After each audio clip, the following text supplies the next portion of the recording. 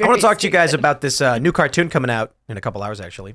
It's called Has Been Hotel, and I'm seeing some outrage over it because it is, as some describe, well, the veneration of demons. So you have this this story. Actually, I'll play the trailer for you guys. The first thing I want to say is, I'm not acting like there's this big outrage campaign against it. There's just, I see people posting these things on Twitter talking about how it makes Lucifer to be the good guy. It eliminates the concept of God. It is a fictional show about demons in hell that are being killed by heaven, because heaven's actually the bad guys who want social order. And in hell, they're trying to convince bad people to repent so they can get let back into heaven.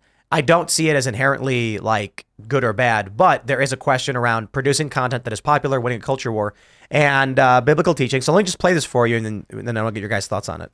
Once upon a time, there was a glowing city protected by golden gates known as heaven. It was ruled by beings of pure light, angels that worshipped good and shielded all from evil. Lucifer was one of these angels.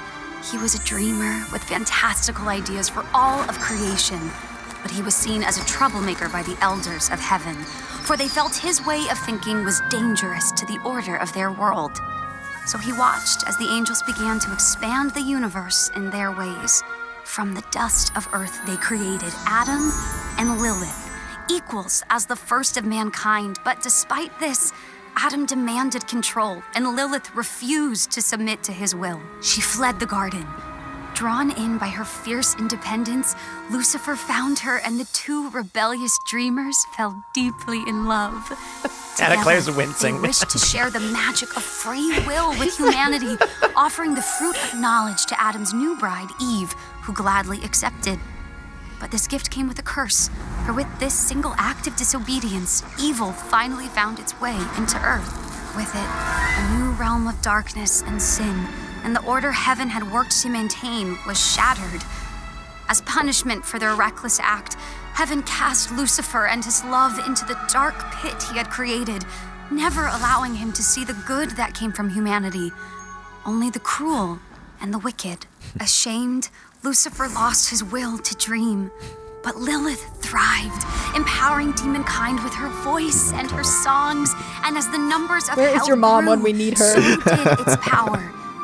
Threatened by this, heaven made a truly heartless decision, that every year they would send down an army, an extermination, to ensure hell and its sinners could never rise against them.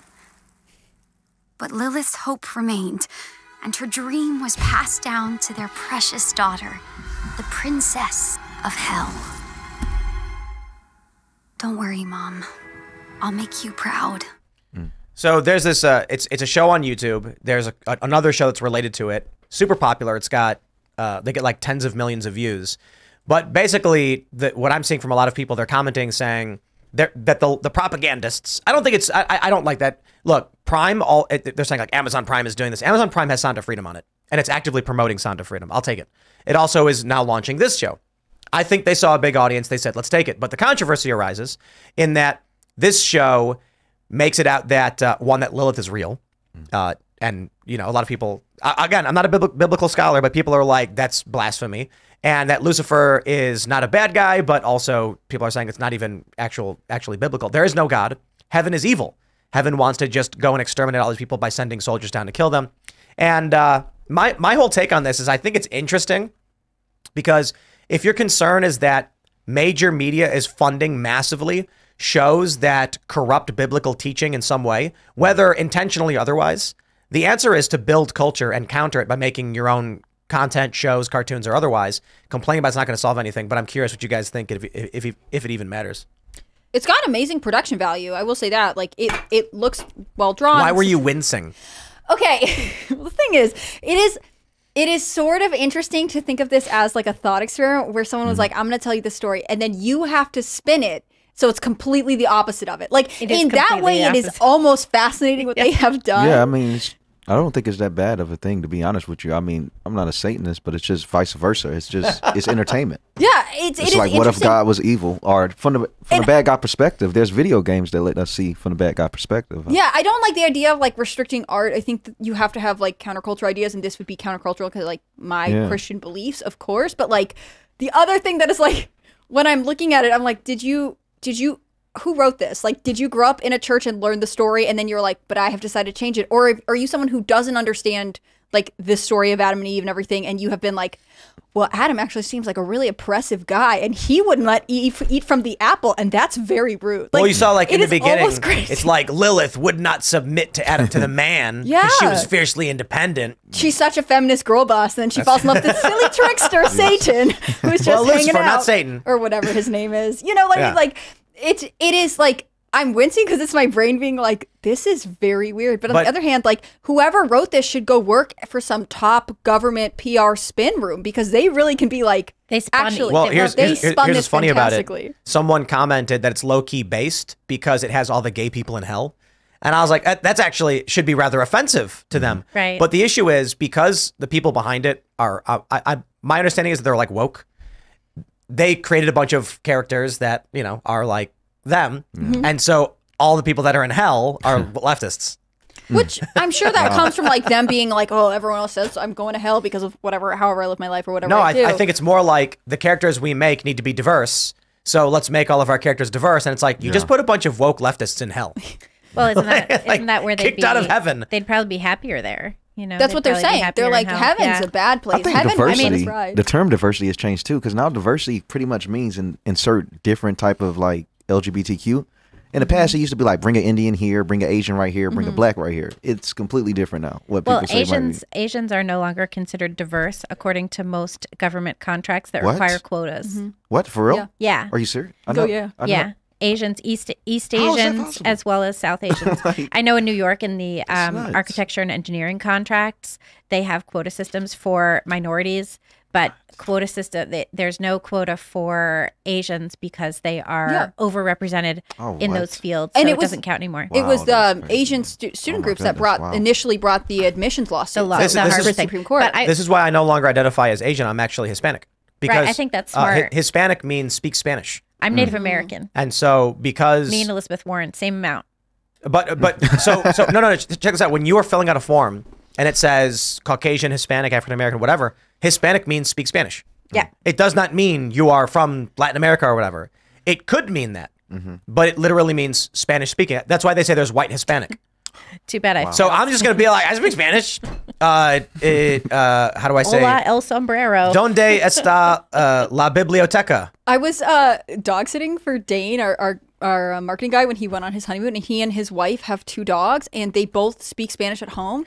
And so they came to my house, and one is calm and one is really scared.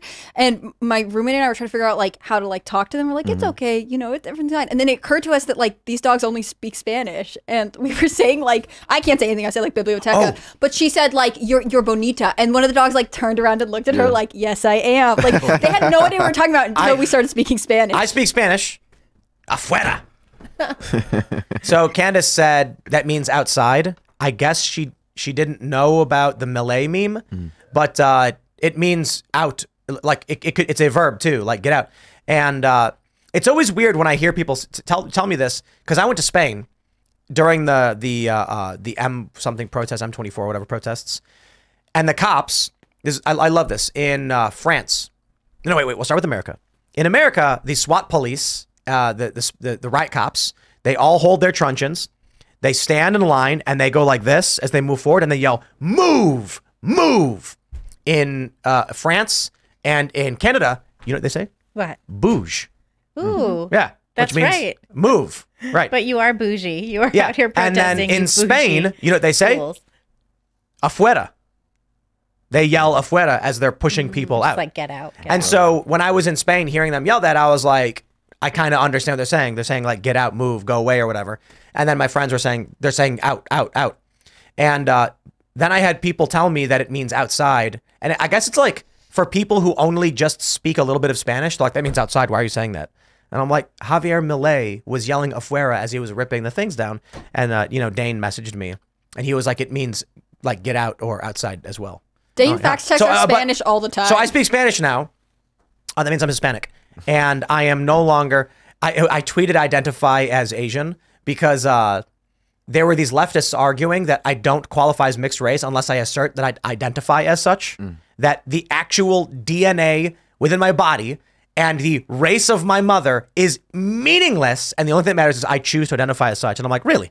Because identity is a political designation. It's not. But that means identity isn't anything about your. That means you can identify as Asian. I'm totally Asian. What are you kidding me, Tim? You're out of your mind. Well, I'm Hispanic from now on because it means speak Spanish. Take that, Dane. Thanks for watching this clip from the Timcast IRL podcast. Hang out with us live Monday through Friday at 8 p.m. and become a member over at timcast.com for uncensored, members-only shows exclusive. Thanks for hanging out, and we'll see you all next time.